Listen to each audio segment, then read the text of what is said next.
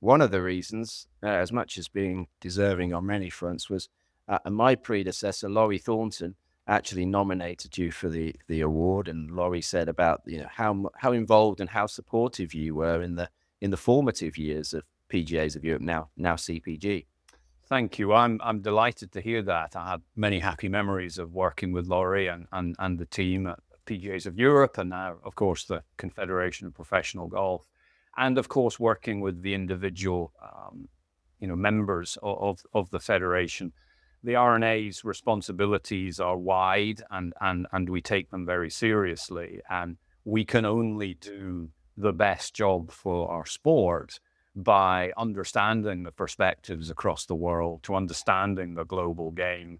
And we do that through a process of collaborative leadership. And so we have to listen hard, which we do, working with the individual countries, and try and then piece together an approach to modernize the rules of our sport to make them relevant to today's game, and hopefully make them work for both professional golf and amateur golf. And that's part of it. So yeah, delighted to remember Laurie at this time. Yeah, John Glover was my first boss.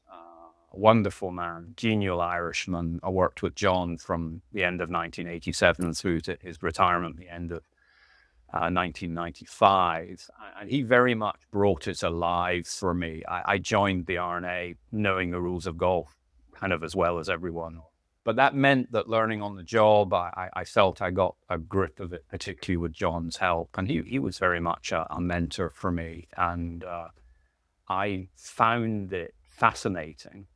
At the heart of the game, really fundamental to how we play the sport, but that desire to make it more understandable, make it more accessible to people around the world, which is really important given that golf is essentially a self-regulating sport. So we have to make the rules accessible to people. And I felt that John started that for me, and I tried to then take it forward based on what he'd taught me. And of course, times change, and certainly kind of technology and the digital world have helped us make that transformation. But I think the modern rules have benefited from the work over those years. Well, I think you had a famous saying that's always stuck with me. Being a rules official is hours of boredom, moments of terror. So I think that summed it up. That hasn't changed Yeah. over the years. Absolutely. You're very much on call when you're at championships, and it's perfect when everything is flowing reasonably well. But the one certainty you have is that something's going to happen. You just don't quite know what, where, or when. And so you try and prepare thoroughly so that when whatever it is comes your way, you're in the best place to cover it. I remember being flummoxed by at Augusta one time. I was refereeing on the 17th hole late on a Friday, and Tiger's coming, and he hit it right next to a rubbish bin, a refuse thing, and I thought, okay, Tiger Woods late on Friday. Cameras won't be on you. Might get a bit of TV time here, but it's an easy ruling. It'll be fine. So Steve Williams is caddying for him, and I think, okay, we want to make sure we get this all strictly right. So he came up, so he called me over, and I said, okay, don't lift the ball, but we can put a mark down just in case the ball moves, and then we'll remove the rubbish bin.